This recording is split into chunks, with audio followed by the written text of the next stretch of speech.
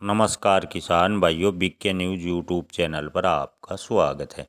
लहसुन के ताज़ा भाव, तेजी मंदी रिपोर्ट व अन्य जानकारी सबसे पहले पाने के लिए चैनल को सब्सक्राइब जरूर कर लें। आइए जानते हैं लहसुन के ताज़ा भाव। प्रयागराज मंडी में उत्तर प्रदेश के लहसुन के भाव रहे 3,000 से 10,600 रुपये प्रति क्विंटल। प्रयागराज मंडी में लहसुन बिका 3,000 से 12,400 रुपये प्रति क्विंटल। प्रयागराज में मध्य प्रदेश का लहसुन बिका 4,500 से 12,331 रुपये प्रति क्विंटल। बात करें गोरखपुर की तो लहसुन के भाव रहे 4,000 से 12,561 रुपये प्रति क्विंटल। जयपुर में लहसुन के भाव रहे 9,000 से 12,748 रुपये प्रति क्विंटल।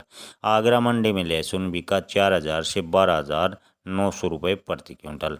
नासिक मंडी में लहसुन के भाव रहे 7,000 से 13,305 रुपये प्रति क्विंटल। बारामंडी राजस्थान में लहसुन के भाव रहे 8,000 से 13,600 रुपये प्रति क्विंटल।